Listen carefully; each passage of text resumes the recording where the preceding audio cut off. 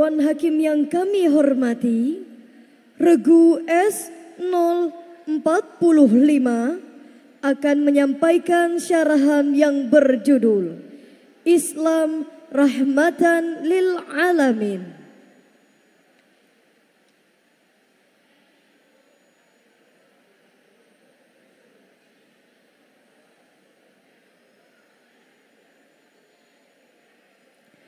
Regu S045 akan menyampaikan syarahan yang berjudul Islam Rahmatan lil Alamin. Cek, cek, satu, cek, cek, 1, 2, cek, cek, cek, cek, cek, cek, cek, cek, cek, cek, cek, satu, cek.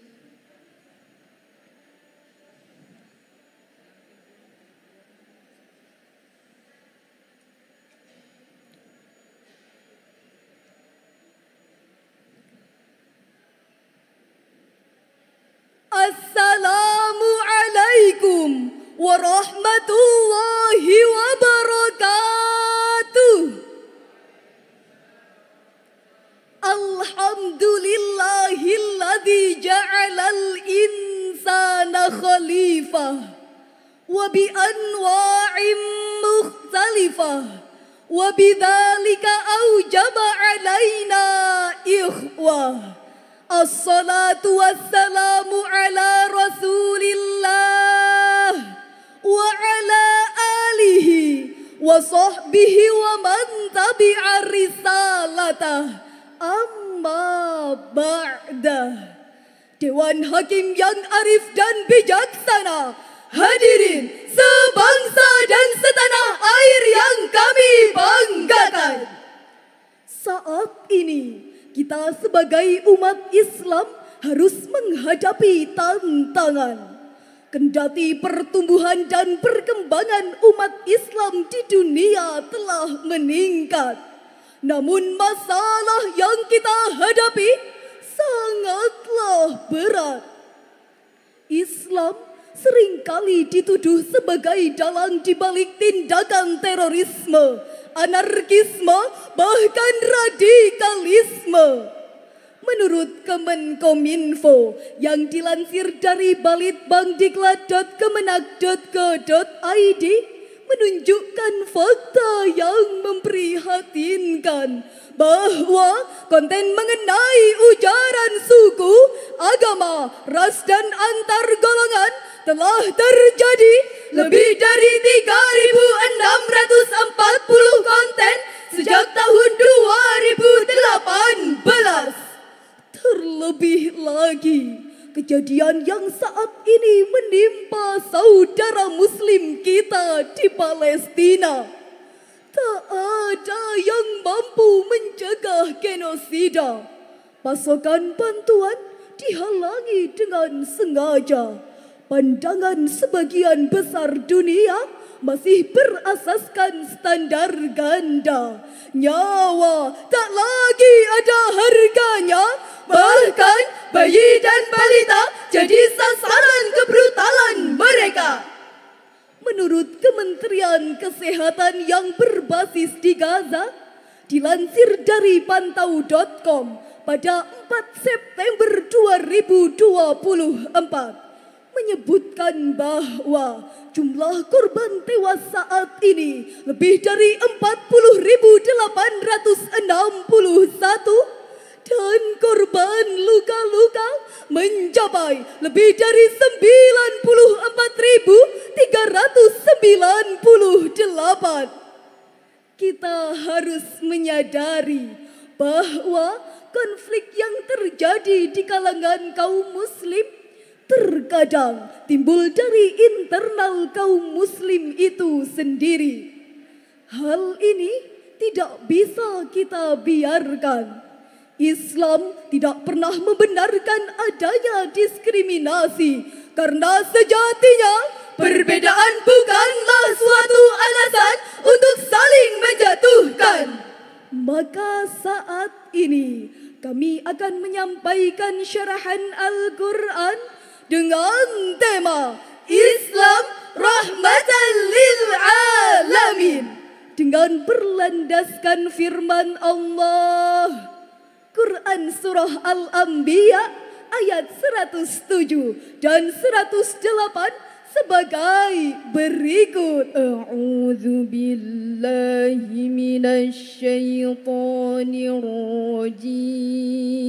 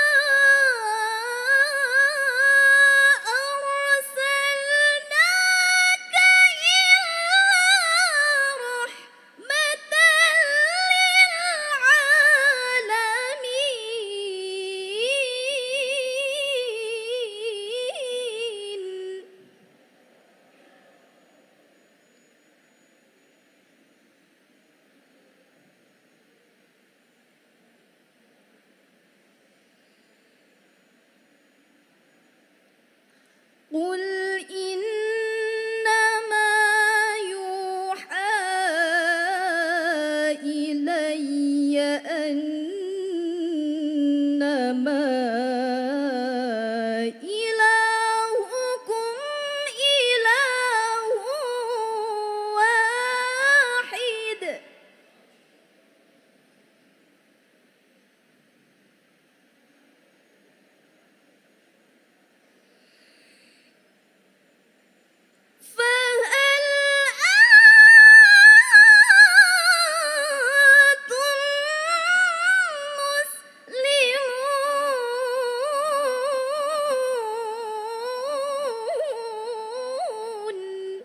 Aku berlindung kepada Allah dari godaan setan yang terkutuk dengan menyebut nama Allah yang Maha Pengasih lagi Maha Penyayang.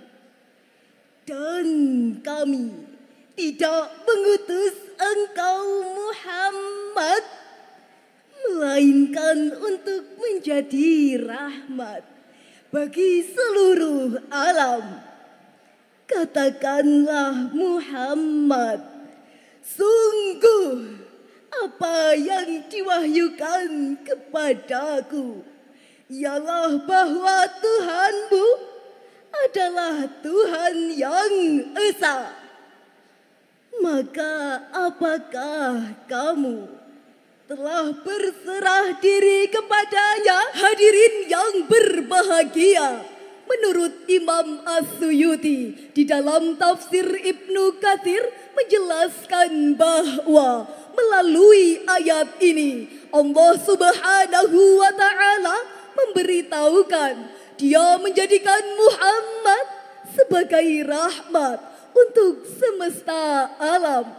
Maka barang siapa yang menerima rahmat ini dan mensyukurinya, berbahagialah ia di dunia dan akhiratnya. Dan barang siapa yang menolak serta mengingkarinya, maka merugilah ia di dunia dan akhiratnya.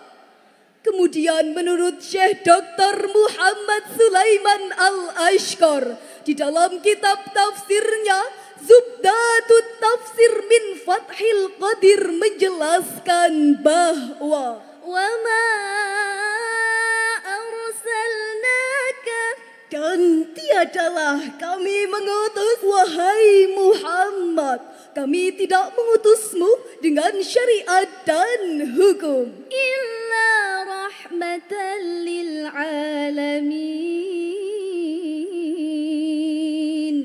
melainkan untuk menjadi rahmat bagi seluruh alam, yakni bagi seluruh manusia. Adapun bentuk rahmat bagi orang-orang kafir adalah mereka aman dari bencana, kutukan, dan kehancuran dengan adanya syariat dan hukum ini. Berdasarkan tafsir ayat tersebut, kita tahu bahwa Nabi Muhammad sallallahu alaihi wasallam adalah utusan Allah dalam menyebarkan agama Islam yang membawa misi perdamaian, bukanlah pertikaian, menegakkan keadilan, bukanlah kezaliman, mendatangkan kemakrufan, bukanlah kemungkaran, serta mewujudkan kenyamanan, bukanlah keresahan. Kita harus mengetahui bahwa Islam rahmat bagi semua seluruh umat manusia. Mari kita damaikanlah, bukan saling menjatuhkan.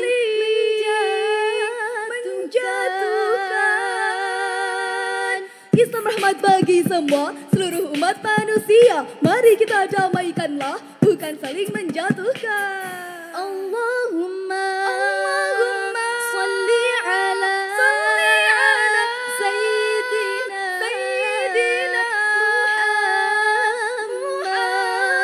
Muhammad. Ingat hadirin, Rasulullah sallallahu alaihi wasallam pernah bersabda, an Abdullah bin Amr bin al-As radhiyallahu anhuma, anin Nabi sallallahu alaihi wasallam qala, al-muslimu man salima al-muslimun min lisanihi wa yadihi, wal muhajiru man hajara ma nahallahu anhu. Rawahul Bukhari wa Muslim. Dari Abdullah bin Amr bin As radhiyallahu anhuma, dari Nabi sallallahu alaihi wasallam bersabda, seorang muslim adalah orang yang kaum muslimin selamat dari lisan dan tangannya. Dan seorang muhajir adalah orang yang meninggalkan apa yang dilarang oleh Allah Subhanahu wa Ta'ala. Hadis riwayat Bukhari nomor 10 dan Muslim nomor 40. Hadis tersebut memperjelas kepada kita bahwa Muslim sejati adalah Muslim yang mampu menjaga lisan dan tangannya dari hal-hal yang menjadi larangannya. Karena jika ajaran Al-Quran yang seutuhnya dapat dilakukan, maka tidak akan pernah mustahil kedamaian negara Indonesia tercinta, bahkan dunia dan isinya pasti akan terwujud. Di dalam Quran surah Ali Imran ayat 19, Allah Subhanahu wa Ta'ala berfirman sebagai berikut. Inna dina indallahil Islam.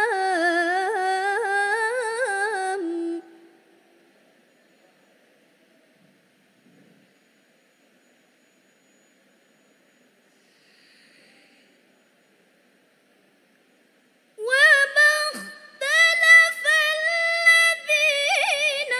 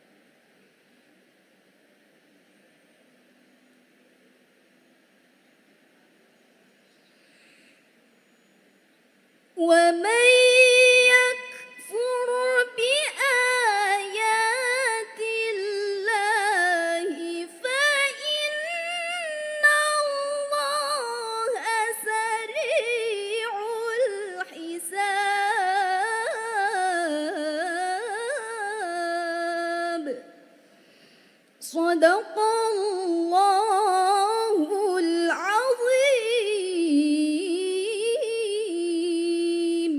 Sesungguhnya agama di sisi Allah ialah Islam. Tidaklah berselisih orang-orang yang telah diberi kitab kecuali setelah mereka memperoleh ilmu karena kedengkian di antara mereka. Barang siapa yang ingkar pada ayat-ayat Allah, maka sungguh Allah sangat cepat perhitungannya.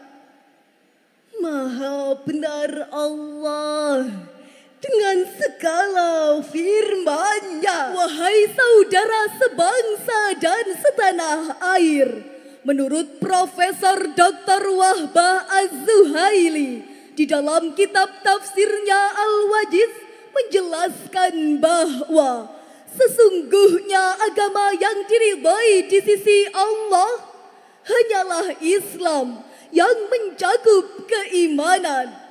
Orang-orang Yahudi dan Nasrani tidak berselisih kecuali setelah datang suatu ilmu di dalam kitab Taurat dan kitab Injil yang mewajibkan mengesahkan Allah, menyembahnya dan taat kepadanya.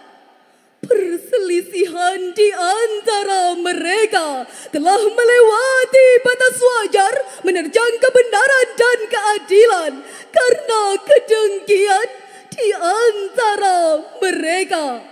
Barang siapa ingkar terhadap ayat-ayat Allah yang menunjukkan keesaannya, maka sesungguhnya Allah sangat cepat pembalasannya atas perbuatan mereka. Ada beberapa hal yang harus kita pahami. Pertama, Islam diturunkan di dunia oleh Allah Subhanahu wa Ta'ala untuk perdamaian, bukanlah pertikaian. Yang kedua, mendalami Al-Quran dapat mengurangi gesekan antar umat beragama maupun antar golongan. Dan yang ketiga, menjadi Muslim sejati harus menunjukkan sikap Islam yang Qur'ani agar dapat mendatangkan kedamaian hati baik bagi penganut agama lain maupun Muslim itu sendiri. Dari uraian yang kami sampaikan dapat kita tarik kesimpulan.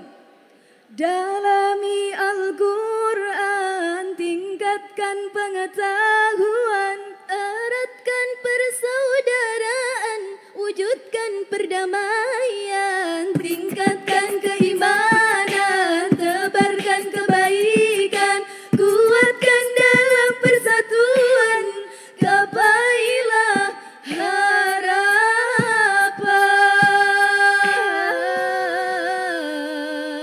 Sungguh manis senyuman ini, parasnya cantik, gemar menolong. Enak tak enak nyanyian ini? Beri tepuk tangannya dong. MTQ tingkat nasional,